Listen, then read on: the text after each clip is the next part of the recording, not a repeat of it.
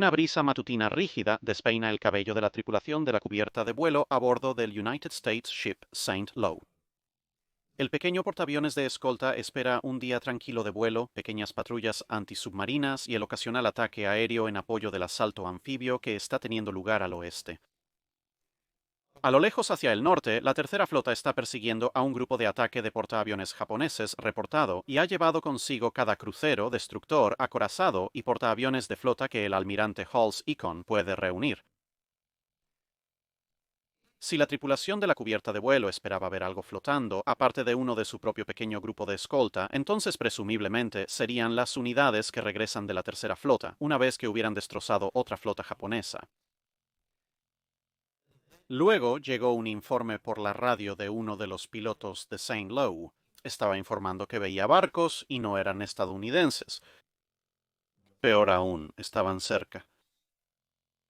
Increíblemente, el almirante Sprague exigió confirmación y acercándose más, el piloto respondió por radio: «Puedo ver la misa de pagoda. Veo la bandera de albóndiga más grande en el acorazado más grande que he visto». Tampoco estaba equivocado. Esa bandera de albóndiga ondeaba desde el vasto acorazado Yamato. Todas las más de 70.000 toneladas de ella se dirigían a toda velocidad directamente hacia ellos, y no estaba sola. Los comandantes de Estados Unidos recibieron la noticia en un momento de silencio atónito. Luego se desató el infierno cuando a lo lejos se avistó fuego antiaéreo, mientras los aviones de patrulla antisubmarina realizaban asaltos optimistas y temerariamente valientes. En total, 4 aviones con cargas de profundidad atacaron a más de 12 unidades de la flota enemiga. Luego, los mares alrededor de los portaaviones de escolta de Taffy III comenzaron a estallar en enormes géiseres de agua, a medida que los proyectiles de grado de acorazado comenzaron a caer a su alrededor. La batalla de Samar había comenzado verdadera y plenamente. La batalla de Samar fue una de las 4 batallas distintas que se libraron en el área de Filipinas a finales de octubre de 1943.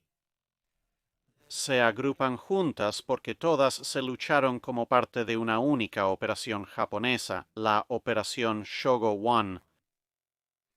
Esto fue en respuesta a la invasión estadounidense de Filipinas y se imaginó una ofensiva de 3 frentes, con una fuerza de señuelo en el norte para alejar a la mayoría de las fuerzas defensoras de los Estados Unidos, y luego 2 fuerzas atacantes, una en el centro y una en el sur, para atrapar las embarcaciones de desembarco americanas y el resto de la flota de invasión en un movimiento de tenaza y destruirlos. Debido a la gran escala de la operación y la distancia entre las diversas fuerzas, no había un comandante general para los esfuerzos japoneses. Del lado americano, el mando estaba casi igualmente desorganizado. El apoyo naval directo para los desembarcos fue proporcionado por la séptima flota del almirante Kinkaid, reportándose al general MacArthur como comandante general. Pero la tercera flota, que contenía la mayoría de los barcos modernos de los Estados Unidos, y todos los portaaviones de la flota, principalmente concentrados en la Fuerza de Tarea 38, estaba bajo el almiral Halsey, reportándose al almiral Nimitz. Esta división en el mando resultaría casi fatal. La fuerza japonesa del sur consistía en los acorazados más antiguos y lentos Fuso y Yamashiro, y digamos simplemente que esa parte particular de la expedición no terminó demasiado bien para la Marina Imperial japonesa. Pero incluso antes de eso, las cosas no habían empezado exactamente bien para los japoneses en el ataque. La fuerza central, con mucho la más poderosa de todas las flotas japonesas involucradas, fue una vista verdaderamente impresionante cuando salió del puerto. 5 acorazados, incluyendo tanto a Yamato como a Musashi, acompañados por el normalmente impresionante, pero en esta circunstancia empequeñecido, Nagato, junto con los cruceros de batalla convertidos Kongo y Haruna. No menos de 10 cruceros pesados, 2 cruceros ligeros y 15 destructores los acompañarían. Pero desafortunadamente para esta impresionante colección de buques de guerra de superficie, dos submarinos de clase Gato, el United States Ship Data y el United States Ship Dace, los notaron pasar por su posición gracias en parte a la terrible naturaleza de la guerra antisubmarina japonesa. Incluso a estas alturas de la guerra, los dos submarinos lograron hundir los cruceros Otago y Maya y dejaron incapacitado al Takao, que se vio obligado a retirarse, llevándose un par de destructores como escolta. Perder casi un tercio de los cruceros pesados, incluyendo el buque insignia del almirante Kurita, el Otago, no fue un comienzo especialmente auspicioso para la operación, especialmente con el propio almirante teniendo que ser rescatado del agua por un destructor. Data también logró informar del avistamiento antes de quedarse varado intentando perseguir al Takao. Aunque los grupos de portaaviones de la Tercera Flota estaban realmente bastante mal posicionados en este punto, los portaaviones que estaban en posición para lanzar lo hicieron. El ataque resultante dañó gravemente al crucero Miyoko, que también se vio obligado a retirarse, y los aviones también lograron impactos en los tres acorazados japoneses más grandes. Los aviones de ataque americanos luego se concentrarían en el Musashi, enviando bombas y torpedos hacia ella como si estuvieran pasando de moda. Después de 17 bombas y 19 torpedos, al menos algunos de los cuales probablemente eran innecesarios, el poderoso acorazado se hundió bajo las olas, y el resto de la fuerza central se volvió para salir del alcance de los aviones por el resto del día. Halsey supuso que esto implicaba un retroceso completo. Esa suposición casi le costaría a los estadounidenses su fuerza de invasión. Pero, por si acaso, Halsey estaba preparado para destacar 4 acorazados, incluyendo a Washington y Alabama, junto con escoltas de apoyo para cubrir el estrecho de San Bernardino. Pero, debido a comunicaciones poco claras, todos a quienes les dijo esto asumieron que él había formado realmente la fuerza, y por lo tanto nadie hizo nada como tal vez mover los 6 acorazados más antiguos de la Séptima Flota hacia el norte, o armar a los aviones de los grupos de portaaviones de escolta con su suministro limitado de bombas perforadoras de blindaje y torpedos. Convencido, en cambio, de que la fuerza central había sido derrotada, cuando recibió informes de que la fuerza del norte y sus portaaviones habían sido localizados, Halsey se marchó rápidamente con toda su flota, sin haber separado los barcos de guerra de superficie como todos pensaban que había hecho, y así hacia el norte se fueron todos los acorazados modernos y portaaviones de la flota en el área. Hasta los destructores de piquete se habían marchado. De hecho, los aviones de reconocimiento ahora detectaron que la fuerza central estaba volviendo hacia los desembarcos americanos, pero Halsey o su personal parecían haber hecho todo lo posible por ignorar o rechazar cada uno de estos informes, posiblemente porque estaban decididos a obtener una victoria final sobre lo que quedaba de la fuerza de portaaviones de Japón. Durante la noche, la Fuerza del Sur intentaría transitar por el estrecho de Surigao, y dado que la Séptima Flota no se había movido, se toparon directamente con ella, y fueron hundidos rápidamente, aunque en las estrechas aguas confinadas, los acorazados de la Séptima probablemente eran algo superfluos, con los destructores y cruceros causando un considerable daño con sus propios cañones y torpedos. Aun así, proporcionó un buen espectáculo de luces y una cantidad satisfactoria de venganza para los viejos acorazados que habían sobrevivido o sido rescatados de Pearl Harbor.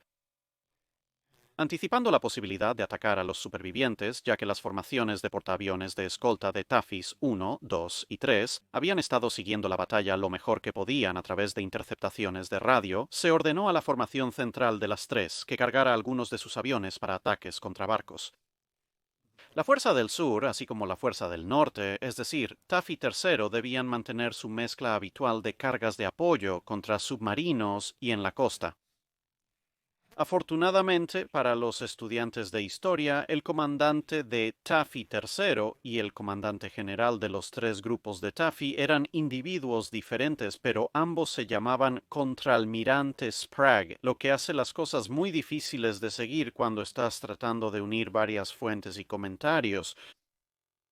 Pero como resultado de que la tercera flota se lanzó tras la fuerza norte de los japoneses, un grupo señuelo con apenas suficientes aviones para parecer una amenaza, la fuerza central avanzaría completamente sin oposición a través del estrecho de San Bernardino. Dos patrullas de búsqueda aérea, una en la noche y otra al amanecer, no lograron detectarlos, por lo que navegaban hacia el sur al amanecer para encontrarse con la desconcertada fuerza de Taffy III.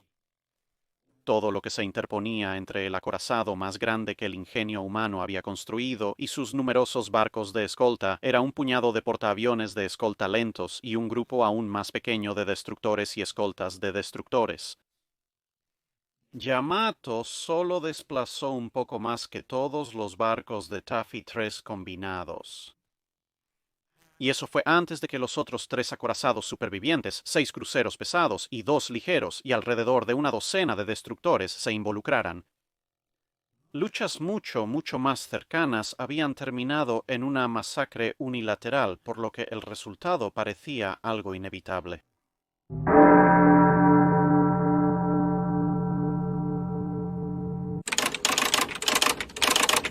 Con los informes confirmados de las fuerzas japonesas que se abalanzaban sobre ellos, el contraalmirante Sprague ordena a sus barcos ir hacia el este, hacia una serie de chubascos, con la esperanza de ocultarse. Esto, con suerte, retrasará a los japoneses acortando el rango y también los alejará de los barcos de desembarco mucho más vulnerables. Los cazas Wildcat y los bombarderos de torpedos Avenger comienzan a despegar, cargados con lo que se les había equipado en ese momento, siendo los cohetes, cargas de profundidad y municiones de ametralladora el caso general. No teniendo mucha fe en la capacidad de su portaaviones para sobrevivir realmente a la mañana, el almirante Sprague ordena directamente a las aeronaves que aterricen en pistas de aterrizaje en tierra para rearmarse una vez que se hayan completado sus primeras carreras de ataque. Yamato abre fuego, seguido poco después por los otros barcos de la flota. Las salpicaduras de los proyectiles son de muchos colores, sin radar de control de fuego en la flota, excepto por una unidad muy básica en la propia Yamato. Los otros grandes barcos usan proyectiles con paquetes de tinte para saber cuáles salpicaduras eran suyas. Por lo tanto, un arco iris de fuentes rosadas, rojas, moradas, azules, verdes y amarillas caen alrededor de la fuerza de tarea en batalla, intercaladas por las masivas salpicaduras blancas de los proyectiles de 18 pulgadas de Yamato. El almirante Kurita no tiene gráficos de identificación para los portaaviones de escolta, por lo que asume que los objetivos distantes son portaaviones de flota. En correspondencia, a escala, sus escoltas deben ser o bien acorazados o cruceros. Por lo tanto, las fuerzas japonesas continúan cargando proyectiles perforantes de blindaje, lo que resultará ser un error muy afortunado para sus objetivos mientras dure. Sin embargo, se ordena el ataque general. Esto provoca de inmediato un montón de confusión, ya que la flota acaba de moverse a una formación antiaérea circular. Ahora se supone que cada división debe atacar a su mejor velocidad, pero no parece cambiar significativamente las probabilidades. Hacia el Yamato es un poco más lento de lo habitual, después de tomar varias miles de toneladas de agua debido a los impactos de bombas sufridos durante los mismos ataques que hundirían al Musashi. Aunque los japoneses han entrado en combate con poca vacilación, están tan sorprendidos como los estadounidenses de estar luchando en esta batalla. Aunque los grupos de portaaviones de escolta han estado bajo ataques aéreos esporádicos durante más de una semana, estos ataques parecen haber sido realizados por aviones del ejército japonés, quienes por supuesto han fallado completamente en mencionar algo de esto a sus contrapartes rivales, enemigos mortales en la Marina Imperial japonesa. Del lado americano, el destructor United States Ship Johnston comienza desplegando una cortina de humo para cubrir la retirada y comienza a zigzaguear para evadir el fuego entrante, utilizando tanto el humo negro de sus chimeneas como el humo blanco de sus generadores de humo para proteger a los portaaviones de escolta. El United States Ship White Plains es el objetivo de Yamato y una serie de otros barcos, al menos si el arco iris de colores de salpicadura reportados es algo a tener en cuenta, y en cuestión de minutos algo explota debajo del casco cerca de la quilla, interrumpiendo brevemente la energía eléctrica y el motor de estribor. Las fuentes difieren bastante y vehementemente sobre si esto fue un proyectil de crucero o uno de los proyectiles de 18 pulgadas de un Yamato. Si fue este último, entonces esto sería casi el impacto de mayor alcance en la historia por un acorazado o realmente cualquier cañón naval de superficie. Pero quienquiera que lo haya disparado solo es un casi golpe. El daño a la maquinaria resulta en una enorme columna de humo negro por un tiempo, y los barcos japoneses asumen que el portaaviones ha sido hundido, lo que permite a White Plains escapar de cualquier otro fuego en el futuro inmediato. A medida que las diversas formaciones de la Marina Imperial japonesa se separan para atacar, las divisiones de cruceros quinta y destructores décima cortan a través de la tercera división de acorazados, obligando a Kongo a girar hacia el norte para evitar la colisión. Esto la saca de la formación y la deja sola por el resto de la batalla. Pero Kurita decide que esta persecución a alta velocidad hará que sus destructores quemen demasiado combustible y les ordena retirarse. La 10ª división de destructores recibe la orden justo cuando están llegando a la posición perfecta para flanquear a las fuerzas americanas para un ataque con torpedos con sus devastadoras lanzas largas, pero en lugar de lanzar, obedecen fielmente, renunciando a la oportunidad de causar un daño mayor. Se ordena a la 2ª división de destructores que se coloque detrás de la 3ª división de acorazados, pero como esto significa encontrar al Kongo, renuncian a su posición al sur de la línea principal de batalla, mientras se dirigen al norte en busca del acorazado errante. El Johnston comienza a disparar a los barcos japoneses más cercanos, quienes responden apuntándolo con fuego preciso. Enfrentado con un enemigo cuyas torretas de armas más grandes pesan más que todo el barco, Johnston decide que huir es aburrido, e inmediatamente realiza un giro completo de 180 grados y carga directamente contra las fuerzas atacantes. El destructor Joel aún sigue a los portaaviones y también comienza a enfrentarse a la máxima distancia de disparo, recibiendo un impacto de las armas secundarias de 6.1 pulgadas de Yamato en el puente y por sus problemas. Concentrando el fuego en el crucero pesado Kumano, Johnston, de alguna manera aún vivo, es recompensado al ver explosiones y llamas en medio de la superestructura del crucero japonés. El radar del destructor y el sistema de control de fuego Mark 37 están dando dividendos temprano. Sprague ordena al resto de la pantalla del destructor que haga lo mismo, y pronto Howell y Heermann se unen a su compatriota de la clase Fletcher en el ataque, aunque comienzan un poco detrás del ya cargado Johnston. Los portaaviones de escolta estadounidenses alcanzan la primera de una serie de chubascos de lluvia, y el fuego japonés disminuye significativamente, ya que sus sistemas ópticos no pueden ver a través de la lluvia. En este punto en el tiempo, casi cualquier otra marina importante simplemente habría usado su radar para seguir detectando y disparando, como Duke of York había hecho a Scharnhorst casi un año atrás, y como los acorazados de la Séptima Flota habían hecho al Yamashiro unas pocas horas antes. Pero dado que solo un barco en la fuerza central tiene radar de artillería, los barcos estadounidenses ganan algo de respiro. Mientras tanto, Johnston ha logrado acercarse a 5 millas de su objetivo y dispara una salva completa de 10 torpedos. Minutos después, al menos 2, posiblemente 3, arrancan la proa del desafortunado crucero Kumano. Por lo tanto, increíblemente, los primeros en derramar sangre son los estadounidenses.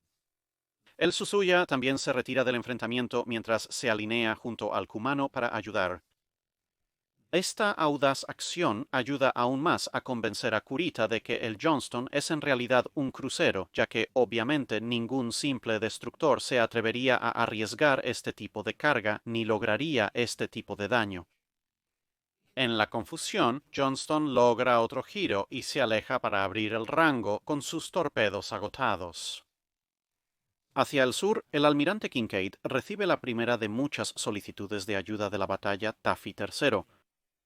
Habiendo sido llevado a creer que al menos 4 acorazados modernos de la Tercera Flota deberían estar en la zona, Kinkaid comienza a disparar una serie de mensajes urgentes al almirante Halsey, ya que sus propios barcos más antiguos no pueden llegar allí a tiempo.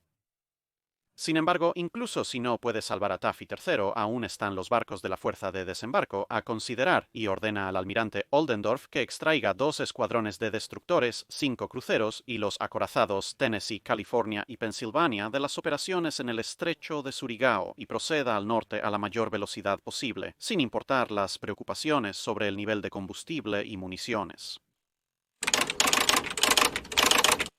Los portaaviones de escolta estadounidenses giran hacia el sur, pasando justo por lo que habría sido la zona de muerte de la segunda división de destructores, pero como resultado de las órdenes de Kurita, ellos y sus largas lanzas aún están al norte de la formación buscando a Congo. Sin embargo, parece que la suerte de Johnston se ha agotado, ya que es golpeado casi simultáneamente por 3 proyectiles de 18 pulgadas y 3 proyectiles de 6.1 pulgadas de Yamato, que ha decidido aplastar al molesto buque.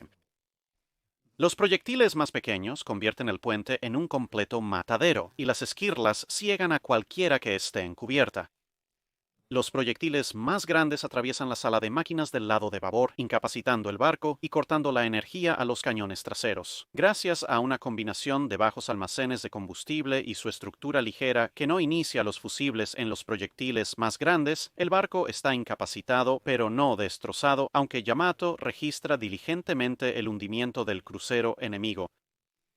En cambio, el barco se desvía hacia otra escuela de lluvia y los equipos de reparación comienzan a trabajar en los sistemas de radar y eléctricos para que pueda volver a enfrentarse al enemigo con sus cañones de 5 pulgadas. Mientras tanto, Hoel dispara la mitad de sus torpedos y cambia de rumbo, pero también es golpeado por una amplia variedad de proyectiles, causando mucho más daño incluso que el causado a Johnston, dejando el segundo lanzador de torpedos como casi su único sistema en funcionamiento. Hacia el sur, Kinkaid ordena además que todos los aviones que actualmente están en el aire se desvíen para apoyar a Taffy y que Taffys 1 y 2 lancen todos y cada uno de los aviones operativos que quedan en cubierta o en sus hangares en esa dirección también. Después de un par de minutos disparando alegremente con sus cañones de 5 pulgadas y abusando horriblemente del sistema de cobertura natural del mundo real, Johnston se encuentra con Hoel y Herman viniendo en sentido contrario, seguidos a distancia por el destructor escolta Samuel B. Roberts. A pesar de tener solo el 40% de la potencia de fuego y 3/4 de la velocidad de los destructores de clase Fletcher más grandes y sin control de fuego automático, el capitán de Roberts ha decidido seguir a los destructores de tamaño completo, con las palabras: "Esta será una lucha contra probabilidades abrumadoras de las que no se puede esperar sobrevivir. Haremos el daño que podamos". Decidiendo que no ha tenido suficiente acción por un día, el capitán Evans del Johnston ordena otro giro de 180 grados para brindar apoyo de fuego a los recién llegados, esta vez eligiendo al crucero pesado Tone. Hoel dispara sus torpedos restantes a lo que resulta ser el Yamato. No se logran aciertos, pero el gigantesco acorazado se ve obligado a correr hacia el norte para evadir, sacándolo de la persecución. En un giro irónico, la velocidad relativamente baja de los torpedos estadounidenses en comparación con las largas lanzas de los japoneses en realidad prolonga esta evasión, ya que la velocidad de acercamiento es muy baja. Esto mantiene al buque insignia japonés fuera de la lucha durante un tiempo considerable. Con eso hecho, Hoel se dirige al resto de Taffy 3 mientras las conchas comienzan a explotar a su alrededor. Mientras tanto, Herman se enfrenta a Haguro con su batería principal y accidentalmente lanza 7 torpedos en la misma dirección general antes de dirigirse a enviar algunas conchas y los últimos 3 torpedos a bordo al Haruna, aunque el acorazado japonés logra evadirlos todos. Mientras tanto, el United States Ship Kalinin Bay, actualmente el barco más atrasado, recibe un impacto directo de un proyectil de grado de acorazado, destrozando parte de la cubierta del hangar. El Roberts es golpeado por un proyectil perdido que atasca el montaje del torpedo. Hasta ahora ha retenido el fuego para evitar ser detectado, pero después de un rápido trabajo de la tripulación, el Roberts vuelve a ser capaz de lanzar sus torpedos y elige al crucero pesado Chokai como su objetivo. Golpea antes de hacer la máxima velocidad hacia el humo y regresar a los portaaviones. Poco después, Chokai es golpeado y comienza a retroceder. Herman intenta retroceder a los portaaviones y termina intercambiando disparos con Nagato por sus problemas. Los otros destructores de escolta también están realizando carreras de ataque, lanzando sus torpedos y volviendo a los portaaviones, con el Dennis recibiendo una serie de impactos de proyectiles a cambio. Mientras los portaaviones de escolta avanzan hacia el sur, sus cañones traseros de 5 pulgadas están autorizados a abrir fuego al acortarse la distancia. Se informa a los artilleros decepcionados en otras armas: solo esperen un poco más, chicos. Los estamos engañando para que entren en el rango de 40 milímetros. Tampoco es una fanfarronada ociosa. La dañada bahía de Kalinin está recibiendo repetidos impactos de los cañones de 8 pulgadas en Ton y Haguro, pero obliga a uno de los cruceros en una de las torretas delanteras del crucero, saliendo de una de las torretas delanteras del crucero. Saliendo del otro lado del humo, Roberts se encuentra con el crucero pesado Chikuma disparando metódicamente a los portaaviones de escolta, especialmente el Gambier Bay. Con las palabras, Roberts enfrenta sus 2 cañones de 5 pulgadas contra los 10 cañones de 8 pulgadas del crucero, así como su batería secundaria. Con una tasa de fuego más lenta y su atención dividida, Chikama no logra hundir inmediatamente a Roberts, y pronto se encuentra bajo un asalto en pinza cuando Herman se une desde el otro lado. Roberts vacía todo su suministro de municiones perforantes de blindaje y cambia a HE. Se queda sin HE y recurre a disparar proyectiles antiaéreos. Luego se queda sin proyectiles antiaéreos y se ve obligado como último recurso a disparar bengalas, que en realidad tienen la ventaja inesperada de provocar incendios de fósforo de alta temperatura en toda la superestructura. En hundirse, pero está siendo maltratado severamente. A pesar de que el portaaviones ligero está hundiéndose, está siendo maltratado severamente. A pesar de que la designación CVE del portaaviones ligero es ampliamente interpretada en la flota como combustible, vulnerable y prescindible, la andanada de proyectiles perforantes de blindaje destinados a portaaviones de flota mucho más grandes significa que muchos impactos simplemente los atraviesan. Mientras tanto, la continua lluvia de fuego de los cañones de 5 pulgadas del portaaviones de retaguardia comienza a lograr aún más impactos en algunos de los cruceros japoneses líderes. Pero al mismo tiempo, el portaaviones de retaguardia United States Ship Gambier Bay está sufriendo múltiples impactos del Chikama, que, después de unos pocos salvas, finalmente se da cuenta del pequeño tamaño de su enemigo, ahora que la distancia se ha cerrado, y cambia a explosivo de alto poder. El Johnston emerge de una cortina de humo para encontrar al Haruna a corta distancia, así que por supuesto dispara a la superestructura del acorazado mientras se esconde de nuevo en el humo, mientras el Congo intenta eliminarlo usando su batería principal. 3 cruceros pesados más desde más abajo en la línea japonesa comienzan a disparar al ahora discapacitado Gambier Bay. Durante este periodo, y más allá en el resto de la batalla, aviones de varios tipos y configuraciones están cruzando los cielos en ataques de acoso desesperados, con los pilotos teniendo que jugar constantes juegos de adivinar el portaaviones para decidir dónde aterrizar, ya que los portaaviones de escolta son golpeados, hundidos, desaparecen en columnas de salpicaduras de proyectiles o se les obliga a hacerlo imposible. A través de las cubiertas de vuelo, de no solo ellos imposible, a través de las cubiertas de vuelo, no solo del combatido Taffy 3, sino también del Taffy 1 y Taffy 2 de apoyo, más al sur, las tripulaciones de cubierta comienzan rápidamente a ignorar todo protocolo técnico y simplemente aceptan, rearman, reabastecen de combustible y relanzan cualquier avión estadounidense entrante con la estrella americana pintada en ellos. El United States Ship Manila Bay, en el siguiente grupo al sur de Taffy III, presta servicios a aeronaves de 11 escuadrones diferentes que no están adjuntos a su propio grupo de vuelo, y en un momento tiene representantes de no menos de 4 otros grupos aéreos de portaaviones en su cubierta de vuelo al mismo tiempo. Habiendo evadido con éxito los acorazados, Johnson responde a las llamadas de asistencia de los portaaviones de escolta y aparece cerca de la bahía Gambier. Al ver el barco bajo ataque de un crucero pesado, también dispara rápidamente a este barco, porque por supuesto que lo hace. Sin embargo, un proyectil de 8 pulgadas acaba con lo que queda de los motores de Hoel y el barco es rápidamente abrumado por el fuego entrante. Se da la orden de abandonar el barco 10 minutos después, tras intercambiar disparos con un crucero de clase Tone, y 15 minutos después de eso, el barco se voltea y se hunde. Claramente, Hoel no comparte el mismo nivel de suerte que Johnston.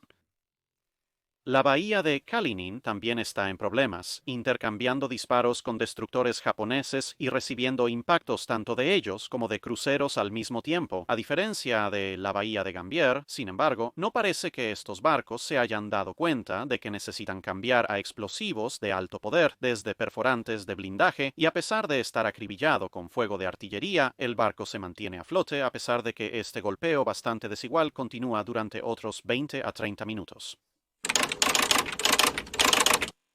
Un vigía señala al capitán Evans a bordo del Johnston que una formación de 7 destructores japoneses se está acercando a los portaaviones desde atrás. ¿Qué crees que sucede? Por supuesto, el Johnston gira para enfrentarse a toda la flotilla y a pesar de recibir varios impactos más, el Johnston logra alejar a los 2 primeros barcos, lo que lleva a toda la escuadra a desviarse para evitar el único barco pugnacia. A los destructores japoneses les llevará casi 3/4 de hora rodear hasta una posición de disparo libre de Johnston, y como resultado todos sus torpedos fallarán. Durante la diversión, el Johnston casi choca con Herman y la confusa masa de envíos mientras continúa su golpeo de la confusa masa de envíos, mientras continúa su golpeo de Chikama con su munición restante. Sin embargo, los acorazados y cruceros japoneses ahora vienen en ayuda de Chikuma y en 10 minutos Roberts queda fuera de acción, ya que los barcos japoneses que disparan a ella también cambian tardíamente a explosivos de alto poder, y dentro de minutos de este cambio, varios agujeros masivos son volados en su costado, y ella comienza a hundirse.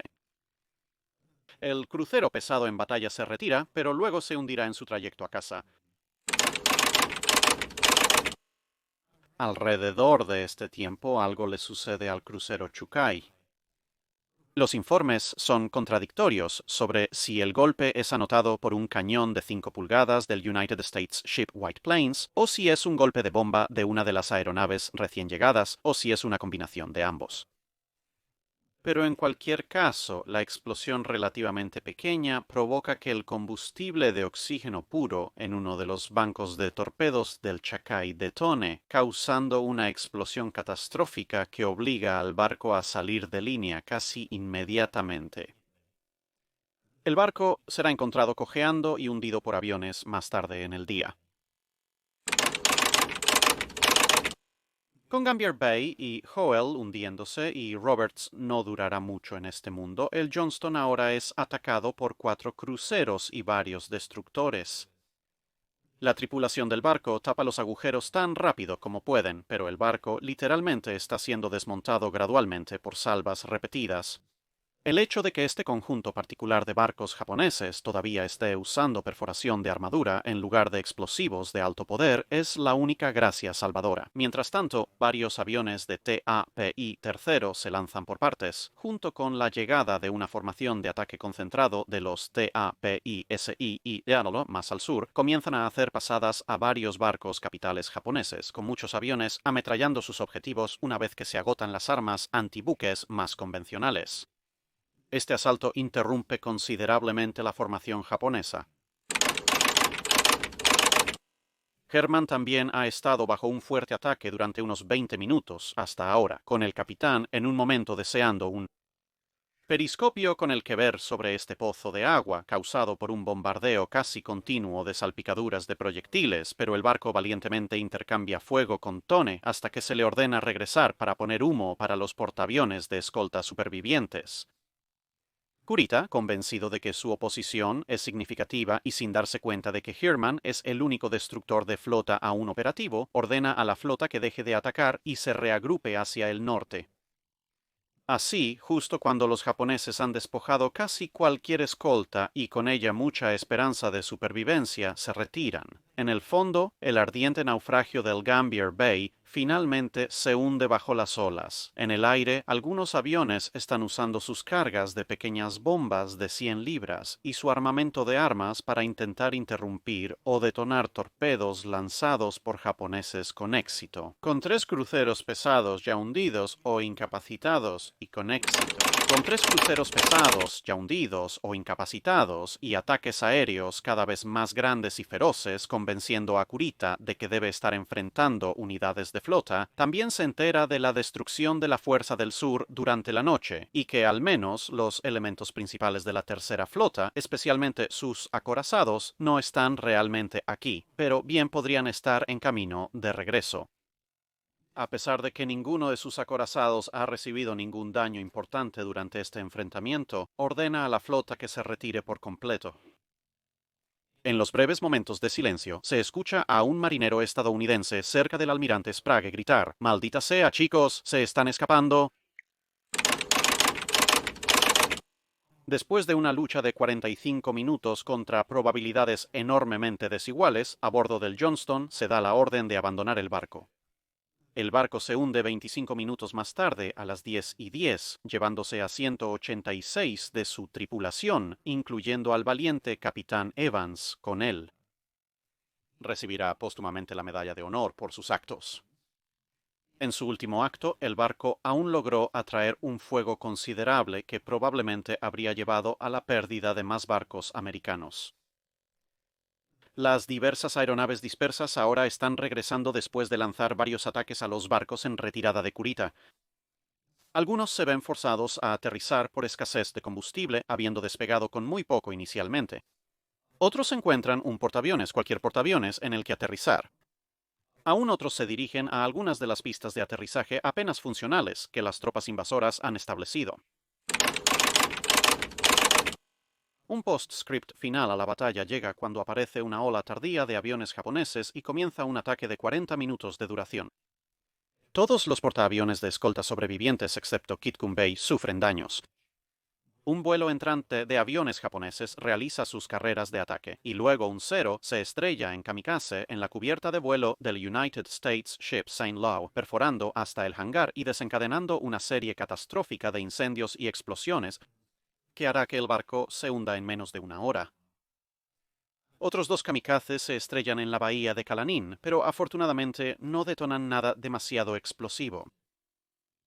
Durante la batalla al norte, el grupo sur de portaaviones de escolta también había sido objeto de un ataque aéreo y kamikaze concentrado, junto con posible actividad de submarinos, causando diversos grados de daño. 4 pilotos de una pista de aterrizaje de Dulac son entregados rápidamente carabinas, se les da una trinchera y se les dice que ayuden a repeler un contraataque de infantería japonesa. Con ese trabajo hecho, con la ayuda de algunas cajas apiladas y cubos llenos de gasolina, rearman y reparan sus aviones, y luego se dirigen de nuevo para aterrizar en otros barcos. Un piloto durante todo esto desaparece con una patrulla de tropas y regresa con un nuevo ala de algún lugar para reemplazar la colección desgarrada de chatarra en la que se había convertido una de las suyas, reemplazándola antes de partir él mismo. Con eso la batalla ha terminado.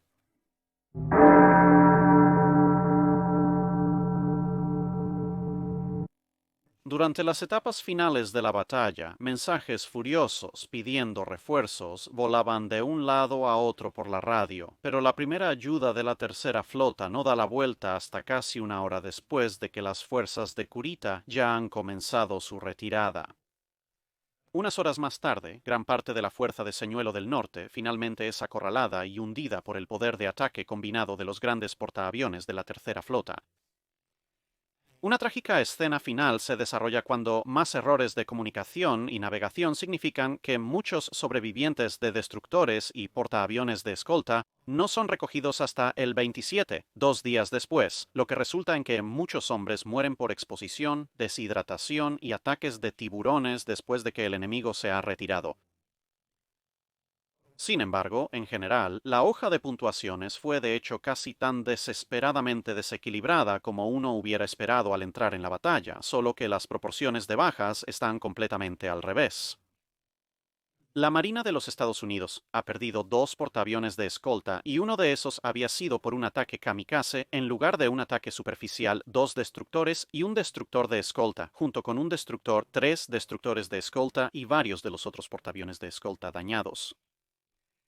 A cambio, esta pequeña fuerza logró hacer retroceder a toda la fuerza central, provocando que los japoneses perdieran 3 cruceros pesados de inmediato, con otro efectivamente fuera de acción de manera permanente, con diferentes niveles de daño a los acorazados sobrevivientes, los otros cruceros y destructores, sin incluir las pérdidas de la fuerza central por ataques de submarinos y aéreos antes de la acción principal. La totalidad de Taffy III recibiría una citación presidencial de unidad, así como numerosos premios por actos de valentía individual. Aunque la batalla no habría transcurrido de la manera en que lo hizo si no hubiera sido por la asombrosa valentía de los destructores y escoltas de destructores, también fue una lección útil en el número de otros factores. La falta de radar y control avanzado de fuego en el lado japonés los había obstaculizado gravemente, con un número desproporcionado de aciertos anotados por las baterías principales y secundarias de Yamato solo, que era el único barco con algún tipo de radar en la flota. El hecho de que los barcos estadounidenses pudieran maniobrar y volver a adquirir rápidamente una solución de disparo precisa también significaba que tenían más libertad de acción, mientras que los barcos japoneses tendían a movimientos en línea recta o amplios que los hacían objetivos mucho más fáciles, especialmente para los torpedos.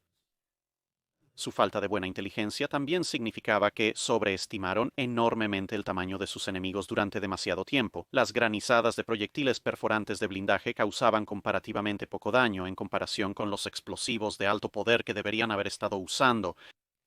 Además, los largos fusibles en muchas de las balas perforantes de blindaje japonesas diseñadas para impactos de buceo contra barcos capitales significaban que muchos de los impactos de balas que realmente contactaban con los barcos estadounidenses o no explotaban o solo lo hacían después de que la bala había atravesado limpiamente el barco y salido por el otro lado, resultando en relativamente poco daño.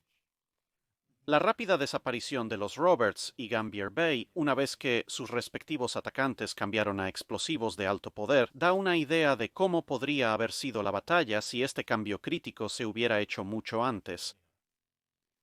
Finalmente, una vez más, la calidad del crucero se muestra, particularmente en el caso del almirante Kurita, quien parece haber cometido tantos errores básicos como comandante de flota que casi habría tenido más sentido si secretamente fuera un espía estadounidense, dado que casi cada orden que emitió después de la inicial para abrir fuego parece haber sido casi calculada para minimizar sus propias posibilidades de éxito y maximizar las relativamente pocas ventajas estadounidenses.